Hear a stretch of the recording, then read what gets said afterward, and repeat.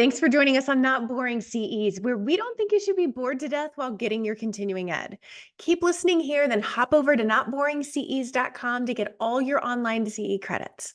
All right, y'all, let's get to learning. Autumn Starks is a therapist, consultant, and educator with a deep commitment to supporting individuals, families, and fellow clinicians through transformative healing. As the founder of Starks Therapy Group and the Ketamine Collective, Autumn combines her expertise in internal family systems and ketamine-assisted therapy to help others navigate change and reconnect with their authentic selves. Autumn has been practicing psychotherapy for 17 years. She specializes in treating therapists. She often works with clients who are queer, neurodiverse, and are deconstructing from evangelical Christianity. Well, Autumn, thanks so much for being here on the Not Boring podcast. Yes, thank you so much for having me. Excited to be here. Yay! So we're going to be talking about ketamine-assisted psychotherapy. This is definitely like an up and coming part of the field. I'm really excited to do some deep diving into it today, so that people who are curious can learn some more and then maybe go off and do more in-depth training and maybe provide it as well. So, Yeah, yay. that would be great. There's certainly room for us to grow here, and it's been exciting to be a part of a community in the therapy world that's like feels kind of edgy and new and fun. Yeah, absolutely. So, can I get some like origin story? Like, what drew you to ketamine-assisted psychotherapy? Totally. It was like 2021, 2022, and my brain just like really needed a new project, some brain Uh-huh. candy coming out of the pandemic. So I Hmm. enrolled in a training program. It was a 10-month long program that actually covered ketamine, psilocybin, and MDMA Uh-huh. in hopes that they would be rescheduled, especially MDMA for the use of trauma. I'm an Hmm. IFS therapist. I see a lot of folks with really complicated trauma. And so I found this training program. I was so excited about it and not actually as interested in ketamine until the way we could do an experiential in the training was with ketamine because it was legally available, Hmm. safe, like widely appropriate for folks. And so I did an experiential as a part of my training and just was blown away by the personal effect it had had on my life. And I was like, I don't have to wait for the FDA to get their stuff together. Like, I can be doing psychedelic therapy right now. And Hmm. so slowly began building the connections here where I am outside of Chicago to do some really beautiful therapeutic work with people. Amazing. Yeah, I think of ketamine as kind of like almost like the underdog of Totally. the like, Yeah, it's yeah. always getting left out of like the web series and the Michael Pollan books. And in some Mhm. ways, that's nice because we get to fly under the radar a little bit. We don't have to be a part of the big political discussion. It's already legal, it's already widely available. But it's a double-edged sword because it's such a good resource. We want people to hear about it more than just like celebrities and their misuse, right? So Right. it's such a bigger world than that. Right. I guess all press is good press is what they say, but it'd be Right. nice to have some of the experts be given a bigger platform about ketamine as well. So thanks Yeah, for bringing me here. This is a absolutely. small Yeah. step in that for sure. Yeah, we can call this one ketamine, not just for oligarchs. Yeah, exactly, exactly.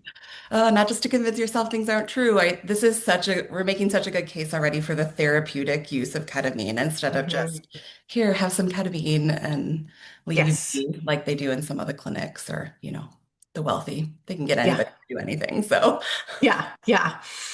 Makes me glad I'm not, hopefully, never going to be that level because I want people saying no to me my whole life. yes, I really do. totally, totally. Yeah. Yeah. Well, let's kind of talk about ketamine in general, like what Yeah. or ketamine assisted psychotherapy, like what is it? And like how is So, it different from our typical talk therapy and how is it different from the other options out there once the FDA gets together? yeah, well, hopefully, yeah. So ketamine is really interesting. It's not a classical psychedelic. It's technically an anesthesia. It's Hmm. a dissociative anesthesia, and it's in the top 10 WHO's most essential medications. As an anesthesia, it can be used in high conflict zones because it's very safe for people who have a lot of body compromise going on. And it's used every day in ERs to anesthetize people when they don't know what's going on with them because it's pretty safe. And so we've had ketamine in our arsenal as an anesthesia for 50 years now, at least, I think. But they were trying to see if they could induce psychosis to do some testing on people who were psychotic. And they tried using ketamine and it didn't work. It didn't produce like the same effects in the brain.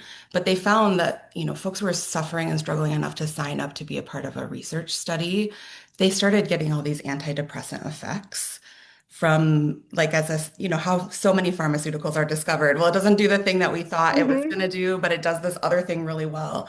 And so slowly it began to be used as sort of a last stage treatment for people with serious treatment-resistant depression. But now it's widely used for depression, anxiety, trauma in some cases. It can be helpful sometimes for folks with OCD. And it's just sort of a very wide range of presenting problems. We have the most data about treatment-resistant depression, but we're really seeing it clinically used much wider than that, which we can get into. So, ketamine-assisted psychotherapy is ketamine dosing sessions with a therapist in the room in the context of a medical evaluation, a psychological, like intake evaluation, two prep sessions, and at least one integration session for every dosing session. Each clinic has sort of a slightly different protocol. They could maybe start with three dosing sessions or want to do six. Um, but that prep and integration is very standard in what we call ketamine-assisted psychotherapy or CAP. There are Hmm. medical IV clinics out there too that are giving people ketamine in a more medical way without as much psychological support. They can be helpful, but they can also be psychologically dangerous for the wrong person. Hmm. Yeah. Yeah. So, I mean, how do we know who it's dangerous for? Tell me about like how we start to assess or screen. Yeah, totally. So this is why working with a team is so important. I work with a prescriber who's a nurse anesthetist. So Hmm. he's been working with ketamine as an anesthesia for decades before coming into the mental health side of it. But we have sort of two separate roles. So it's my job to assess whether or not the person is psychologically appropriate and safe. And the medical professional is who assesses whether or not they're physically safe. So I'll just say a little bit about that, but say it's not Hmm. ultimately my decision for folks. That's something Rick, our Right. prescriber, takes on. So people who have uncontrolled high blood pressure or a recent stroke would not be appropriate, or any sort of recent cardiac event. If they're under the care of a cardiologist, we often can get that person to sign off on their treatment, and we'll do even more blood pressure monitoring as needed. Also, if folks have some kidney, bladder issues, the overuse of ketamine can do damage to the lining of the bladder. And so we just want to know about that to make sure that we can get them on a maintenance schedule that works for them. We typically only see that in high use or even abuse settings, but it's something we want Hmm. to be mindful of. So those are the big sort of physical elements of Hmm. what makes a person safe for ketamine. We used to think that maybe folks with dissociative trauma, that could be a no-go, but we're finding in the therapeutic setting, it actually can have the opposite effect, being like, I'm going to dissociate now, and my therapist is with me, and I've chosen it, instead of Mm. being brought out of dissociation outside of your control. It can actually be very helpful, but it's something we want to assess for how ready and safe are they to try that and to do that work. Right. Informed consent is so important. It's hard Hmm. to have informed consent, though, because this is a totally novel experience for Right. 90% of people who walk Right. into the office. Also, if they have a family history of psychosis, they're not a good fit for ketamine. It just is too destabilizing, or it can be. It can kick off a psychotic episode, and we just want to be super cautious with that. We just don't think the benefits outweigh the risks. Hmm. If somebody has a history of true bipolar 1, we also just want to really make sure where are they typically moving into an upswing of mania. We would not want to treat around that time, and we would want to go really low and slow with them because there's some evidence that it could kick off a manic episode. And so it just takes, that much more attunement. And that's the nice thing about working with a CAP therapist is they're going to really want to titrate and scale treatment to the unique individual in front of them. Yeah, Yeah. absolutely. And so you were talking some about you're going to have these different kinds of sessions. Can you walk us through that slowly? Yeah, And like what the different sessions are, yeah, like the client experience is for those sessions? absolutely. Yeah. So we start either, usually I have the first appointment as the therapist, and we do a pretty standard intake questionnaire session. But we want to focus on that mental health history, make sure it's safe for Hmm. them, trauma history, and begin to talk about what better looks like. Because ketamine is so effective, from the beginning, we want to be really contextualizing how improvement feels when people have been so depressed or anxious for a long time. Hmm. We're spending a lot of time on the question, like, what would 30% better look like? We Hmm. know that folks with depression and anxiety, we've got some black and white thinking going on. And so Hmm. already, as we're learning and collecting some history, we're planting some seeds for toward flexibility because we think mental flexibility is one of the things that actually brings relief more so than feeling happy all the time. Like, what even is that? Hmm. Right, right. Um, so I'll do an assessment and sort of begin some of those conversations, certainly answer questions. People have tons of questions. And then they'll meet with our prescriber. That appointment, it's pretty easy. It takes about a half hour. They can ask any medical questions, get any guidance on any current medication they're on. A cool thing about ketamine is people don't have to come off of their mental health medication. Hmm. They may have to hold a medication the day of treatment, um, but and even then, it's because we think that that medication might make the ketamine less effective. We have very low concerns around like toxicity and interactions. Hmm. So they'll have their appointment with the prescriber, get all of their medical questions answered. And then we do two preparation sessions, myself and the client. We talk about what to expect, expectations versus intentions, safety around therapeutic touch and boundaries. Ketamine, when you're in a ketamine experience, sometimes your language processing can go offline. And so, as much as I say, remember, Allison, we gave you ketamine, you're dissociating, I'm right here with you, that Hmm. remember to take a deep breath, that may not be nearly as helpful as like a hand on your hand or Hmm. pressing down on your lower legs with a pillow underneath, some grounding Uh-huh. thing in your body. So that's an essential tool to have available. We don't use it in every session, and people can decline to consent to therapeutic touch. But Hmm. because safety touch is even necessary if they were to need to get up and go to the bathroom, we do some Hmm. work around that.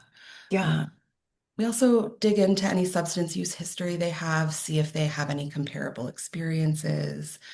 Certainly, depending on what's going on, if there's somebody with active substance use, we want to know more about that and be careful. Kind of means abusable. And Hmm. so we just want to be really like eyes wide open about that.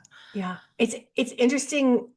There's kind of a reframe, right? And understanding their substance use experience to see what might be like Mhm. similar or relatable. It's almost like framing like almost as a positive, maybe, like in a way That's, that you don't see in assessment. So, no, we're certainly like coming to understand that especially early substance use when somebody, well, not just early, I'm going to take that back. When somebody is suffering and they're using substances, like they're yeah. looking for something to change. Hmm. And it's not uncommon for people to come into ketamine treatment with a history of like a really big mushroom journey when they were in college that changed Hmm. the whole trajectory of their life, or Yeah. that one night where they were supposed to be like partying with their friends on some Molly, but they felt like one with the universe for the first time. Like it's not uncommon for people to have beautiful experiences in that Hmm. setting, meaningful, therapeutic, even. Yeah. Um, and so we want to integrate those and help contextualize that if that's something that is in their story. We Hmm. also see people who have never had any substance exposure of that nature, and they often have a lot of anxiety about what it will be like, more so than people with experience. That makes sense to me. Uh, Hmm. and so we do as much of like preparing them for what it might feel like as we can. sort of knowing like, I don't know, for any people who have birthed who's watching this, like there's some things in life no one can Right. prepare you for. Like nobody can prepare you for the process of giving birth. Like n nobody can truly prepare you for your first psychedelic experience. Yeah. Yeah. It's interesting. And so, okay, so you have your two prep sessions. And are those like your typical standard 50-minute kind of sessions? Mhm. Yeah, Or, they okay. can be even online if that's Hmm. easier for people. Sometimes they want to do one here in the space that they'll be in for their journey. Hmm. Um, and yeah, we talk about safety, we talk about the logistics. So it's a little bit more me telling them things than it would be in Hmm. standard psychotherapy. I've got some information that they're going to need. And the relationship is a little more practical, right? I'm about to see them in an extremely vulnerable state. There's like a Hmm. level of caregiving toward them that I'm going to be engaged with. And so it does sort of change the nature of our relationship as well. And so Hmm. if they're a longstanding therapy client of mine, we do a lot of work around that even before they decide if they're going to Hmm. have a ketamine experience. So they do those. We do one or two a week until they have to do at least two dedicated preparation sessions until they Hmm. feel ready. If they need more, we'll do more. And then here we start with a minimum of three dosing sessions. People can do more than that if they need to. But it's a 2 hour appointment. I am in the room with the clients the whole time. Our prescriber comes in, does a medical check-in, takes their blood pressure, chats about dose if it's a follow-up session. They do their thing. I do a little bit of a check-in with them, some grounding if they're feeling nervous, some reminding them of their intentions. We get them all set up. It happens like here on our couch. Hmm. Eye shades, headphones, weighted blanket if they want it. And when they're ready, we have our prescriber come in and give them the first in a series of injections. So here we do intramuscular ketamine. This might be a little in the weeds. It's as effective as intravenous IV. It's just you don't have to set an IV in someone's arm. So it feels a little less medical, I think, for folks. He comes in, he gives them like 20% of their dose, leaves, comes back 15 minutes later, gives them the rest, and then he's gone unless we need him or until it's time for them to check out, get their blood pressure taken again, etc. Um, and we're sort of off. Some people spend that time really dissociated, disconnected from their body, sort of silent, deeply relaxed. That's how they look on the outside. But going on a journey. And other people, they really like to interact. They like to tell me a little bit more about what's going on. I'm there certainly to take notes to help them remember the experience later. Hmm. And so it's helpful for the integration process. And I just sort of meet them where they're at. You know, we start with zero point 0.5 milligrams per kilogram of body weight, which is not nothing. It's definitely the evidence is that it's helpful for depression. It's a effective dose, but we start them relatively low, help them build a relationship to the medicine is one way of seeing it. Hmm. So I'm thinking about the people who are silent. Yeah. You've got like 2 hours. Mhm. Are you just really good at being still and quiet? Like, how do you, as the therapist, just like Yeah, manage holding the space for that long such a without good getting question. squirmy? And clients are also like, aren't you bored? You know, it's interesting. They've come in and are permitting us to give them ketamine, and they're like still worried about me. Right. So, yeah, it's sacred. And I've made a grocery list. Uh-huh. Like, let's just be real about it. Like, there are moments actually where it feels your nervous system can sort of fall in line with the nervous system of the person getting ketamine, and you can feel like whoosh, this sort of deep presence come into the room in a way that sounds kind of woo-woo, but I think people will get if they're interested in Hmm. the topic. I don't know Hmm. exactly what's going on, but feeling connected. We also use some elements of like fairly widely used ceremony, like burning Palo Santo. Hmm. They're very it's very helpful because then clients can go home and burn it and put on their playlist and have a re-experiencing Mm-hmm. journey if they'd like to. And also, I have trained my body to the smell of Palo Santo. Uh-huh. It's helpfully sensory skill for me. And Mm-hmm. so I sometimes sit in silence and watch them. It's like a little like watching your children while they sleep. You Mm-hmm. get that feeling of like, Yeah. oh, so much like, let's just call it what it is, like love for this human. Mm-hmm. Uh, Mm-hmm. it can be really special. And certainly there are some days where I'm sort of squirrely, or I may even sort of sense like, oh, I need to get out of their mental space in a way I can't totally describe.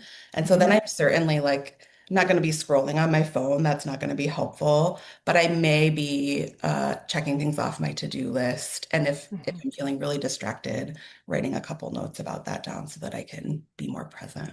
Yeah. Mm-hmm. It's Got all it. of that. But it's kind of nice. Mm-hmm.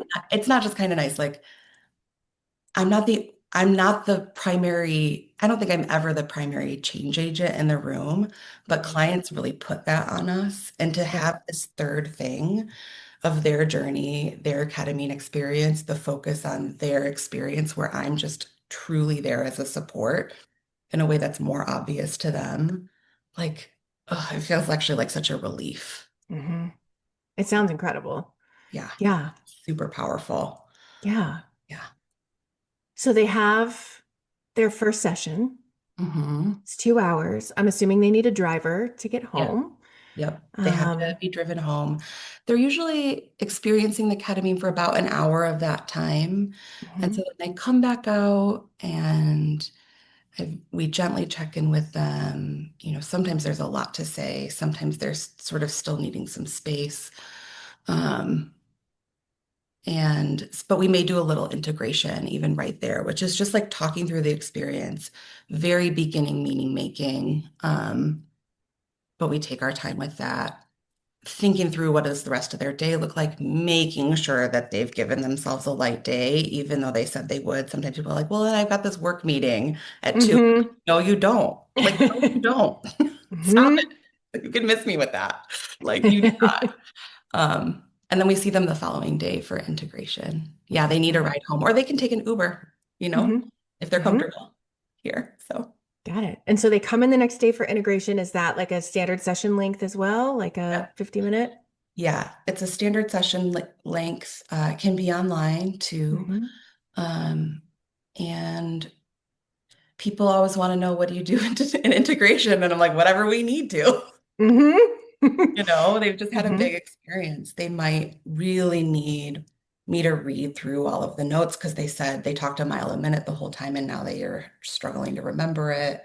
Hmm. They may need to use the flexibility that's starting to come online to problem solve a very practical thing in their life and sort of anything in between. It can range from like dream work to deep inner work to like, wow, my schedule really is untenable for me and I think I'm ready to make some changes. It can be Amazing. very practical. It's so cool. Hmm. Yeah. Very cool. And then, so you guys do a minimum of 3 experiences. Yeah. If you're looking to move the needle on treatment, we think 3 is like the bare minimum. Of course, if somebody gets 1 or 2 in and they want to stop, we're not going to make you Right. take more ketamine. That's like, Right. Right. we will see therapists for the prep and then a one-off if they're Hmm. like, know that they need to have an experience before they can feel comfortable referring clients, whether it's to us or another practice.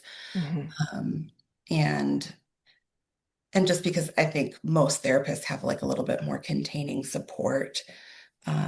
But we're pretty clear, like if you're trying to move the needle on your mood, it's probably not as good of an idea as doing 3.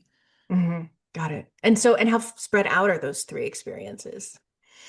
We do 1 a week Hmm. for about 3 weeks in a row. So it's nice if we can stack them, but if we need to go 2 in between, then we will. Hmm. There is a cumulative effect. So in the ketamine therapy community, this is called an induction phase.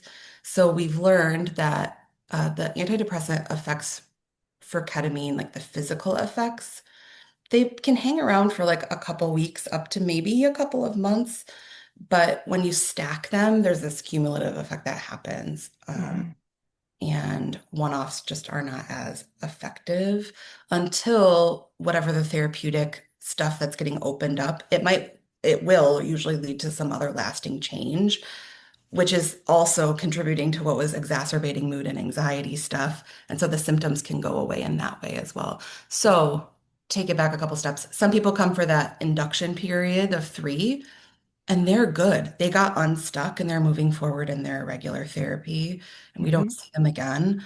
And some people are in every month for a booster session and kind of everything in between. Hmm. Um, Got it. yeah. Very cool. And so, like, you guys have your clinic. What are the different, there's like a medical IV ketamine clinics that I've seen out there. There's CAP approaches. Like, Right. talk me through the differences there. Yeah. So it's kind of like the Wild West out here with ketamine. Uh-huh. And sort of things will look like their therapy and they're not. And so it's if you're referring one of your clients, I would say it's really good to call and just like ask them what their protocol is. Their intake person should be able to do that.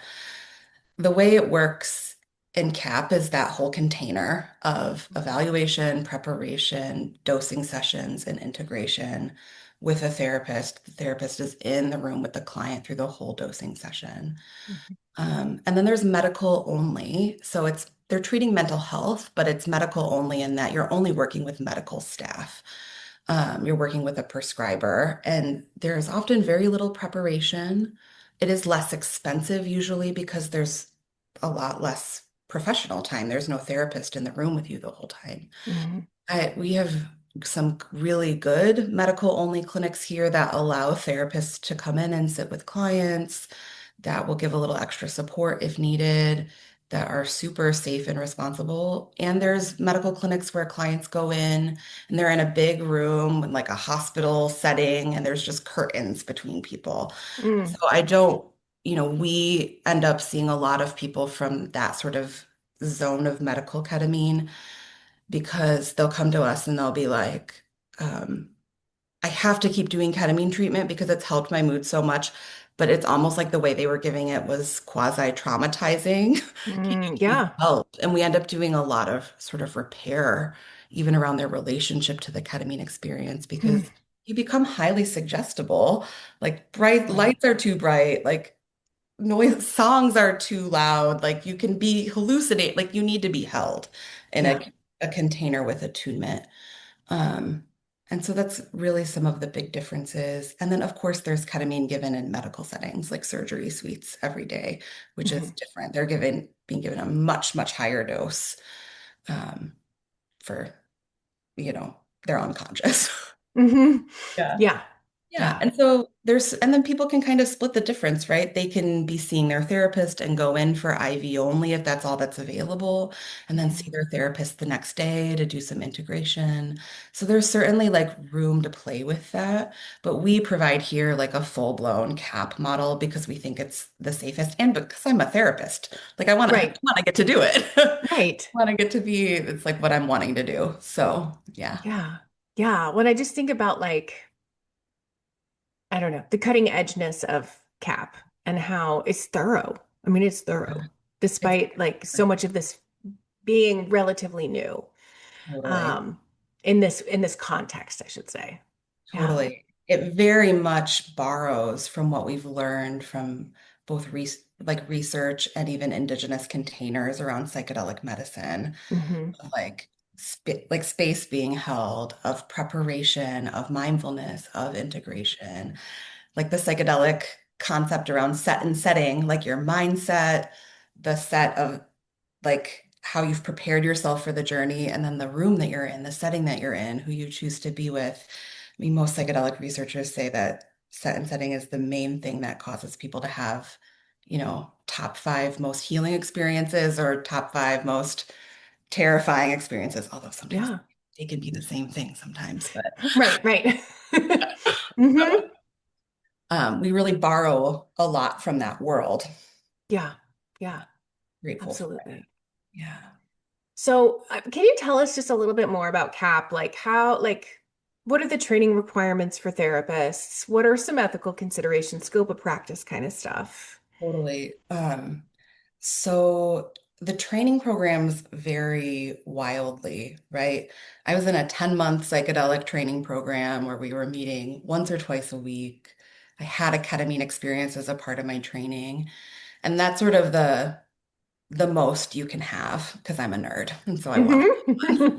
Love it. Um, and you can get trained in 10 hours online like to be Oh, called a ketamine therapist. And so the reason that okay. that is true is because there isn't an official certification. If Right. somebody's saying like we're licensing you to do ketamine therapy, that doesn't exist. That's not Right. real. They're all they're it's just not regulated in that way. Hmm. So I think if people are really interested, they have to figure out how much time and space they are going to need to feel comfortable working with the medicine with clients. And that could be very different. Like maybe that 10-hour training is great for um, an EMDR therapist with 10 years of experience or a hypnotherapist who's super comfortable working with people in altered states already and has a Hmm. great supervisor, a prescriber who understands the mental health side and can give them some guidance. That might be plenty, but if you're, in your third year of your career and you've never smoked weed before and you want to do an online training for 10 hours, like you probably shouldn't be doing this, right? Right. So there isn't like a clear line and these people are allowed and these people are not allowed. It's Mhm. all mixed together. And I'm an IFS therapist. I've been trained in IFS for over a decade, like when everybody thought it was a cult. Uh-huh. Like it was Hmm. so weird.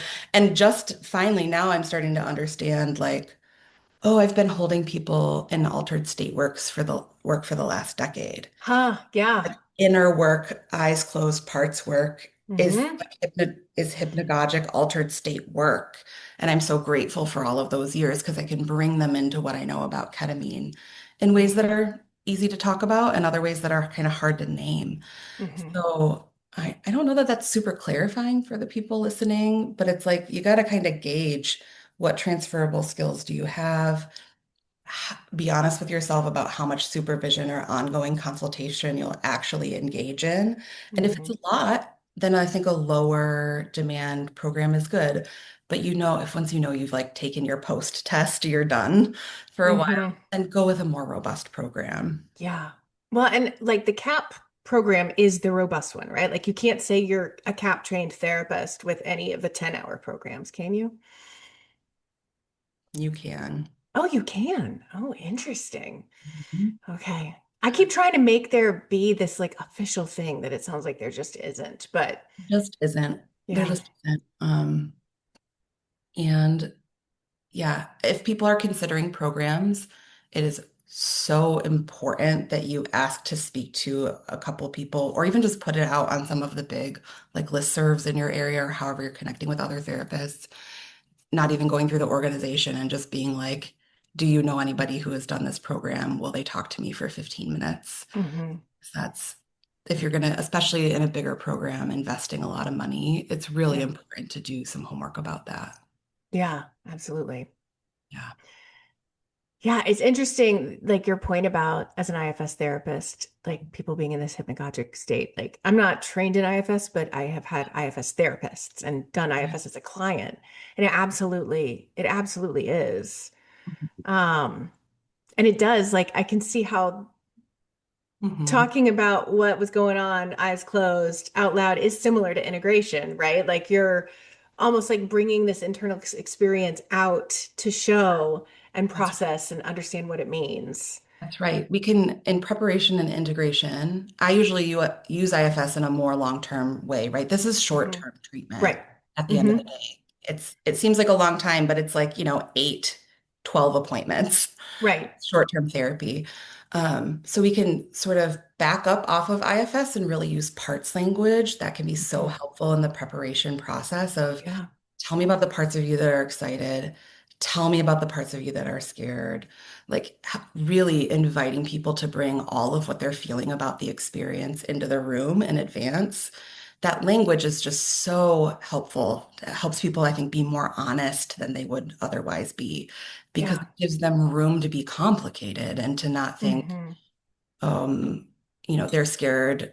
I'm scared, Autumn, that you're going to judge me. Like they may not be willing to say that, but they might be like, a part of me is scared. I'm going to look stupid and you're going to judge Hmm. me. It just Right. softens it. It makes it accessible. And then they can have their experience. And then in the integration, we can check in with those parts, even if it's just verbally. Hmm. And if they're game in those prep sessions, we can be going inside, feeling into their body experience, noticing body sensation that's coming up. And that's Hmm. great, great prep for learning to like settle in eyes closed in front of another person if they've never done that before. Right. And come out of it and make eye contact when they're ready. Remember that I was there for all of that, sort of desensitizing ourselves to being seen in an altered state. So Mm. if we've got time or people are game for that, we'll do a little bit of that as a part of the prep. So, Yeah. I'm curious if, like, what percentage of people come in having never done any therapy before, and this is what they want their first experience of therapy to be oh, for what a good. you? I know that's super anecdotal. Yeah, I'm thinking for a minute. We certainly have had people come in who are like, everybody in my family, my partner is saying everybody in my family is going to therapy, and this is the one I choose. Uh-huh. We've had that sort of thing happen, no more than once, certainly. But not usually. Usually people Hmm. have tried things. They've Hmm. often been on antidepressants.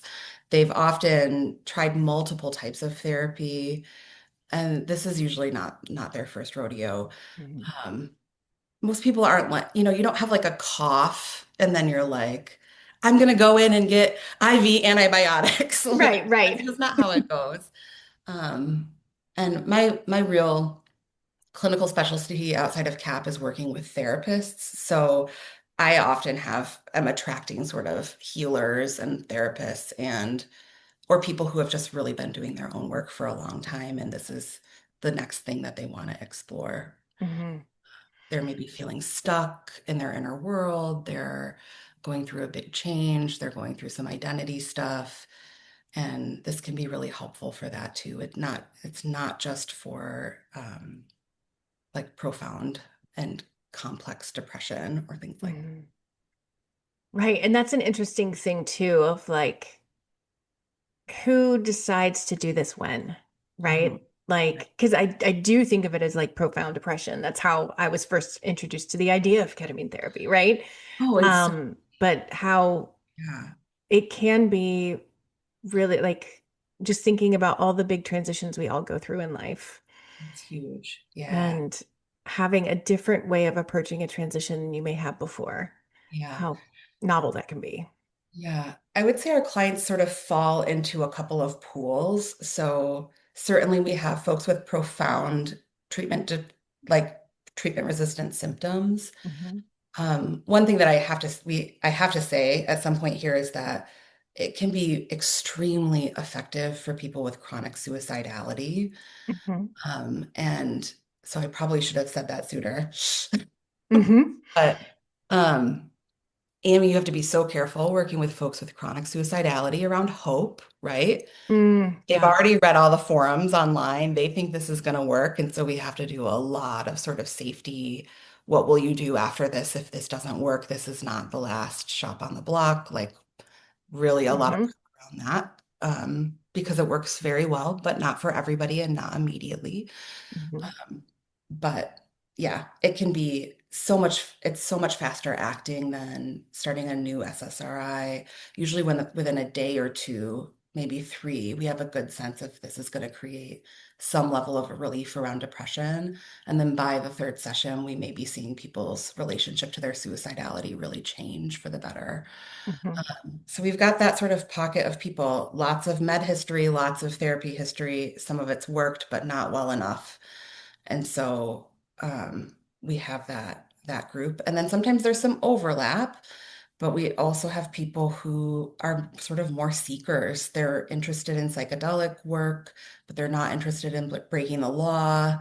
They've read about ketamine, they've done a lot of learning about it, and they want to see if they can utilize it to live a more enriched life, to live more in line with their values, to get unstuck, to be more present. And so we do that type of work as well with people as long as it's appropriate to do. Um, and they're often still folks who are struggling. They're not like without a diagnosis, but it's not the same as this other pool of folks who just sort of come with a different clinical profile and acuity. Yeah. Yeah. Mm. I think maybe one other thing to say about that is that the reason that those both feel appropriate is because of the way ketamine works in your brain. So it's a little bit of a mystery, but it does a couple things. It works on glutamate and it basically resets the default mode network in your brain, which is like what's going on in your brain when nothing is going on in your brain, aka worrying about the people you love, usually, is actually Hmm. what's happening when the default mode network is online. And it sort of reboots that, like figuratively speaking. And so people often a few days later, they just experience a quieting of ruminative thought. Everyone has a level of ruminative thought, Yeah. and it can actually cause like new neural pathways to grow, and Huh. it does some neurogenesis stuff. And so it's like the more we know about mental health, the less we realize we know, but we think maybe inflexibility in the brain underpins a lot of what is going on with a lot of different like diagnostic categories. So interesting. Like as you were talking about that, I was wondering, like, without that default worry, like what does quiet sound like? I was like, Oh I my don't gosh. even know what that is. I like I had ketamine as a part of my training, Hmm. and I was hanging out with the trainees, and it was during COVID times, and I was worried about being on an airplane, crammed in, feeling like taking up too much space on the airplane. And this thing popped up on my phone to like, would you like to upgrade your ticket for $100? And I was like, yes. I was able to be like, yes. And so Uh-huh. should I, shouldn't I? What else could I spend? Like that like underlying worry.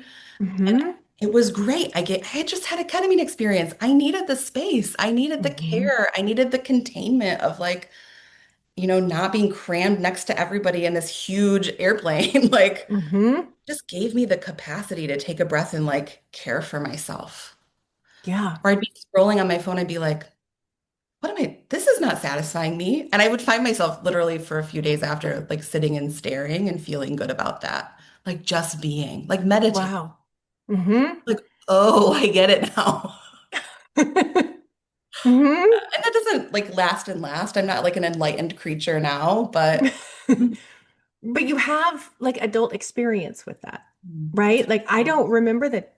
I don't, yes. maybe as a kid, I sat and stared and was content, Yeah. but I'm a few seconds into sitting and staring, and I'm like, if I'm not scrolling my phone, I'm scrolling my brain, right?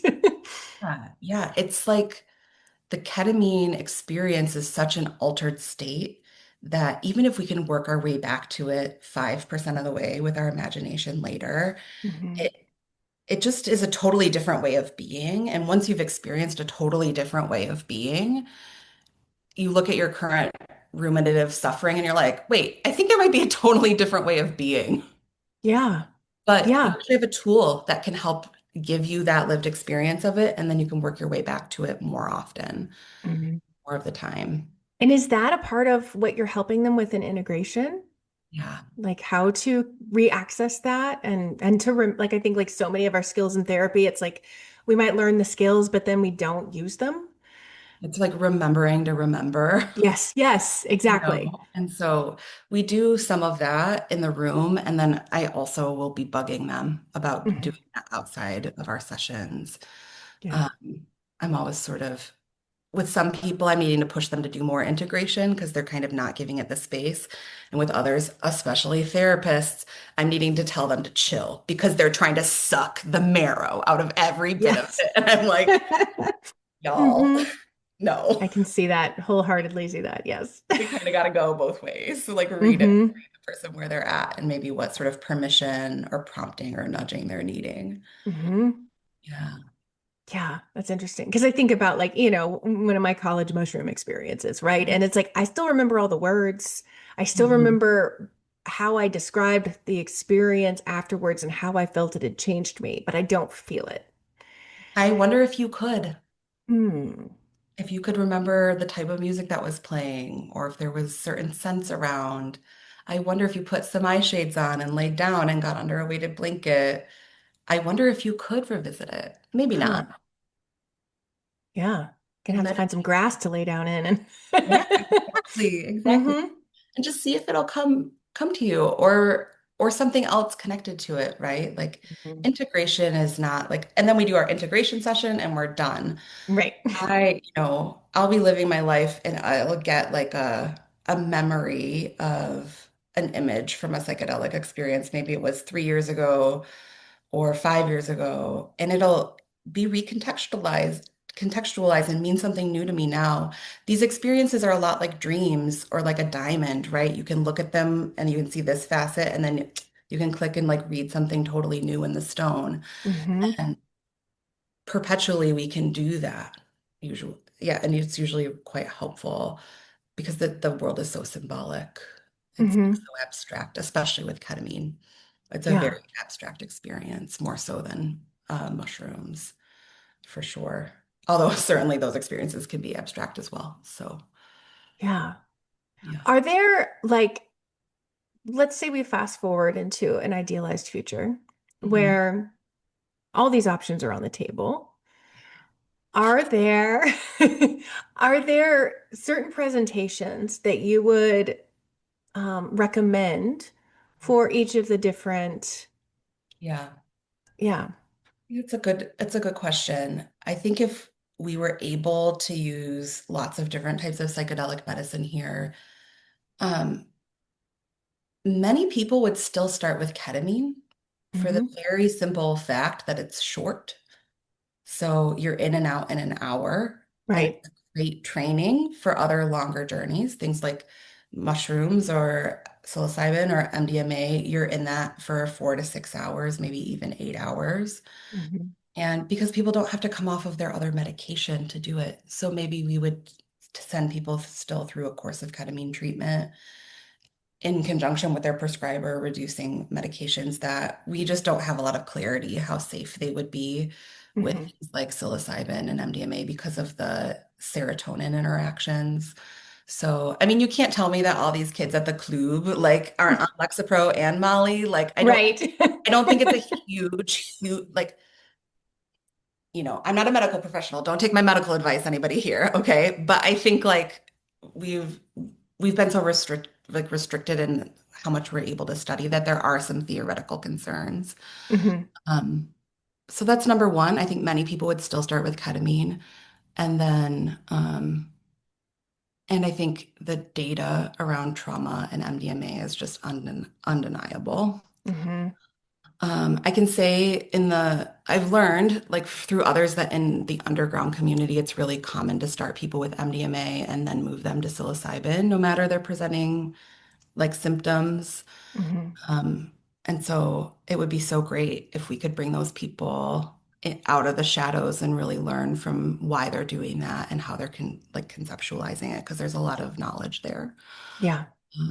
But yeah, I think it's pretty easy to say, uh, true PTSD and other trauma related diagnoses, we would really want to start, including maybe mood stuff that's related to trauma. We would probably want to start with MDMA.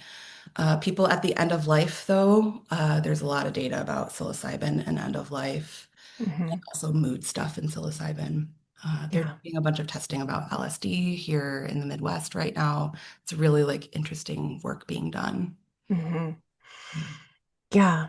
We have a really a pretty robust underground network here in Asheville, and it's one of those like you got to know somebody who knows somebody, which I mean that's what underground is, Yeah, right? exactly. Um, Yeah. and I like it is my opinion Mhm. um that it is holding a lot of people back from being able to study, from being able to like provide competent care, because when things are underground, there are going to be people who are doing it the right way and people who are doing it the Mhm. wrong way.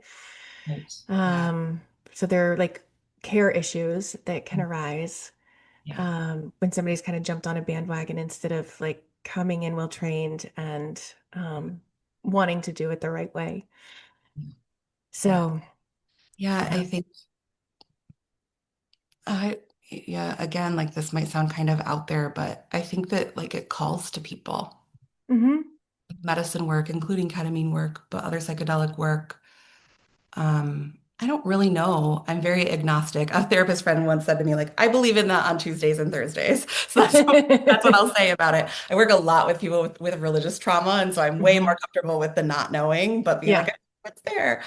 Um, you know, like I think people, it speaks to people, or something in them is speaking for change, for novelty, for getting unstuck. I feel a lot of hope about it and where the field is going. I also see, a lot of false promises, and anytime something is new and exciting, people are like, ketamine, ketamine, ketamine, it's going to solve all your problems. And I laugh about like, I think the tagline should be like, ketamine work, you get what you get, and you might get upset. It's still work. Like it's still Hmm. therapy. It's not going to do it for Yeah. Well, even just as you were talking about the informed consent with chronically suicidal folks is like that fear of hope, and how in online business, for instance, everybody be like, this is going to change your life, but a very important ethical part of our job is to manage expectations and you. to Totally. like not make promises that we can't fulfill on. We like just cannot. Well, and it's like the injustice of capitalism, right? Like we're a small business. We cannot we cannot run a Google ad with the word ketamine in it because we don't have the connections in Google to get our ads permitted. Whereas these like mail order, I didn't touch on this, maybe I should quickly. The Yeah. mail order ketamine people, they have ads with ketamine in them like 6 ways to Sunday, and I can't figure out how they're doing that. Hmm. So instead, we've just chosen to keep our programs small, let people find us, like marketing through education, this kind of, Hmm. it's like it just feels so much more in my integrity than trying to compete with people who have different ethics and different Right. values around promises and client expectations. Mhm. So that's the other part of the ketamine landscape I totally left out is that you can get assessed and online and have Mind Bloom or any of these places. I hate to say their names and like share about them. Hmm. Send ketamine to your house. And so that is available. And be careful, tread lightly, get a therapist who knows what they're doing to see you through it. Um, like it's so tough. Accessibility is really important, and they can be really accessible maintenance Yeah. programs for people who sort of know what they're doing and know Hmm. how to keep themselves safe. But um, man, I just wouldn't wish somebody being alone in that experience for their first time ever. Yeah. Well, and it's, the context of somebody who's on a maintenance and schedule and like knows how to do it is not what those businesses were built for. That's not, this work is not easily scalable. Right. It shouldn't be. It should not be scalable. Like but this is when tech companies come in to like manage mental health. This is what happens. Right. Like So yeah. I can't 10x my time, right? Like it's not, Yeah. it's not going to be easy to scale if we keep the therapeutic element where I think it should be for most people. Yes, yes. And so that actually, I have questions about just like the management of caseload, because it sounds like you've got, um, you have your people that you see for, they're in their 3 weeks Mhm. of experience and then integration, 3 weeks in a row. And then it Mhm. sounds like you've got ongoing clients as well, some of whom may have had experiences. Like, how do you know what to open up? How do you make those decisions caseload wise? Yeah, we run. our dosing sessions here on Mondays. And Hmm. so both myself, we have one other ketamine therapist on the team, and then our prescriber, who was trained in actually the therapy training program that my co-therapist and I both did, even though he didn't need to. So that's Hmm. like so Awesome. huge. He's got the same Yeah. perspective. It Uh-huh. makes all the difference. Um, and so, I have space for about two ketamine clients a week at any given time. I also manage and run our practice. I'm the owner here, and I keep my own caseload of clients. And so I've got enough other things going on that, next week I don't think I have anybody on my ketamine schedule. We're going into the holidays, people are taking up Hmm. pause. And that's okay because I can fill that time with other tasks. Where solo practitioners, they may struggle more with Hmm. that flexibility. But also, I think we can schedule ourselves in a way that we have fuller weeks and then looser weeks and learn to like ride that wave Yeah. and making enough money, right? This is your so much of what Hmm. we've been doing for and with our community that like that's okay. You Yeah. can manage that. And it's been so helpful for me to have it be this thing that I do in 3 or 4 hours of my week when those folks are around and maybe have an extra full week, but not feel like, oh, we got to get some more ketamine clients. Who can I get to? Like, no, no, Hmm. we're just like not doing that over Yeah. here. Yeah. Yeah. Hmm. It's so interesting. So what else? Like, I'm thinking about the therapists who are interested in either referring clients. Let's start there. Interested in Mhm. referring clients for ketamine-assisted psychotherapy. What do Yeah. they need to think through, consider? What concerns do they usually show up with when they're referring?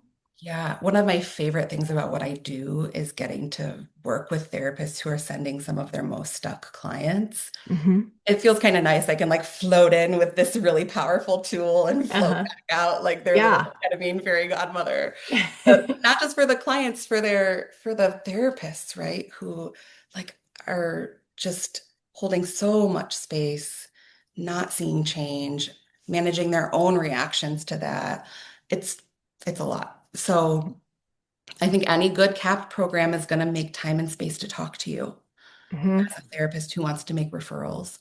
So if there's a CAP program where you are, or an IV clinic that feels relatively safe, or maybe that you could go with your client to if you feel comfortable, um, like find the one that's going to actually like not rush you through your questions. Hmm. And then I think also keeping in mind some of that safety stuff.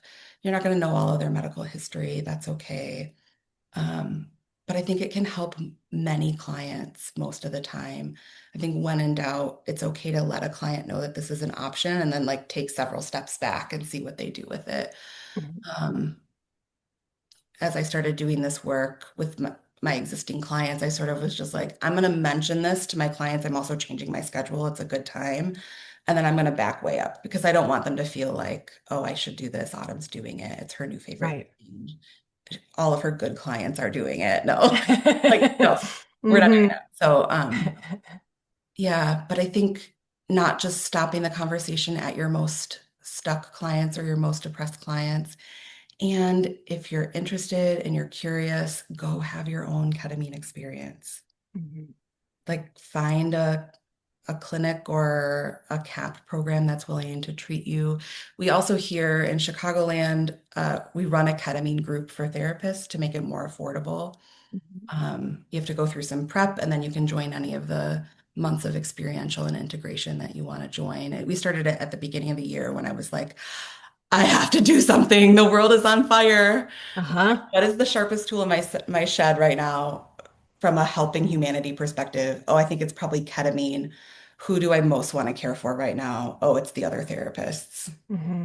And so we have a group that brings, we do the medical side and the prep and then hold space for the therapists on their journey.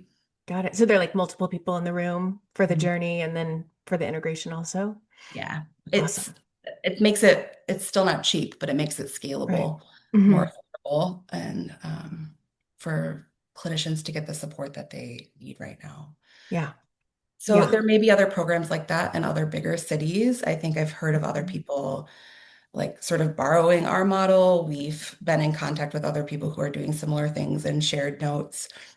So that's something to look for. And then if not, just another type of CAP program that's willing to build a more long-term relationship with you, including maybe giving you an experience.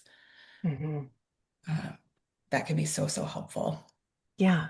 Yeah. What do you think therapists misunderstand? Like if every therapist was listening to this right now, what would you just definitely want to make sure they understood before they stop listening? Mm, yeah, I think that for the therapists that feel fear about it, fear that they are going to send their client, have a bad experience. What if they start abusing ketamine after that? Like, I would say to them, like, let us do our job. Let us Mm-hmm. help you with that.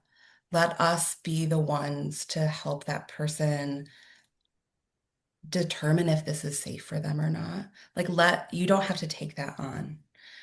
You can make the recommendation. You can talk about how that is like impacting your therapeutic relationship to have made such a strange and out there recommendation. Some people would think it's strange.